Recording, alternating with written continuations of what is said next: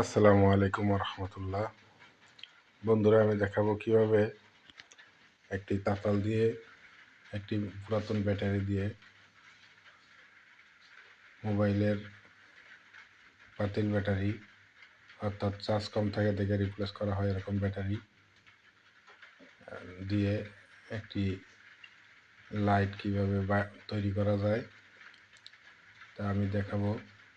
প্রথমে ব্যাটারির কানেক্টরটি খুলে নিতে হবে, যেহেতু এটা মোবাইলের কানেক্টর, এটা এখানে দরকার নাই।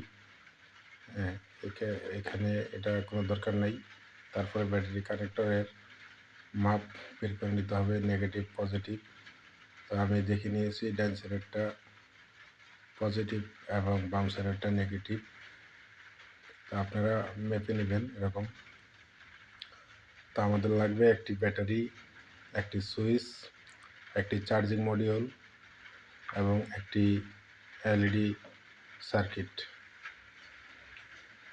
আমরা এগুলো ধাপে ধাপে জ্বালাই করে দেব।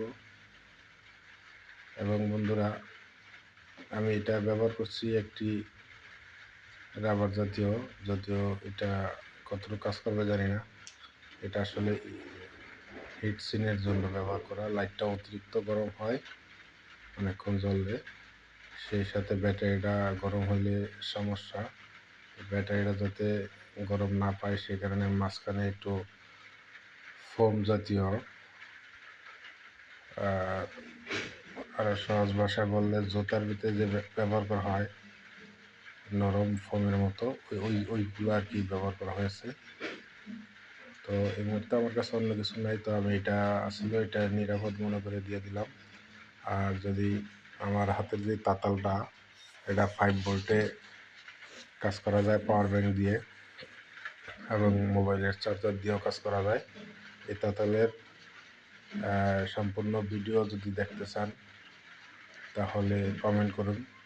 এরকম একটা তাতাল তৈরি করতে মাত্র 300 টাকা, আর একটা পুরাতন চার্জারে কেবল হলেই হয়ে যায়। কিন্তু এরকম একটা তাতাল কিনতে গেলে সর্বনিম্ন দাম 2500 থেকে সর্বোচ্চ 10,000 টাকা পর্যন্ত আছে। তো আমার মতো যারা এত দাম দিয়ে কিনতে পারবেন না, তাদের জন্য এই তাতালটা অনেক হেল্পফুল হবে। এটা মাত্র 3 সেকেন্ডেই গরম হয়ে যায় 5 ভোল্টে। তো পুরো ভিডিওটা আমি ফাস্ট করে দিয়েছি অনেক, 27 মিনিটের ভিডিও মাত্র 3 মিনিট 12 সেকেন্ডে নিয়ে আসছি। ভিডিওটি ভালো লাগলে চ্যানেলটি সাবস্ক্রাইব করে দিবেন। আরও এরকম নিত্য নতুন ভিডিও পেতে জিএসএম আব্দুল আলিম চ্যানেলটি সাবস্ক্রাইব করে পাশেই থাকবেন। লাইক কমেন্ট করতে ভুলবেন না। ধন্যবাদ।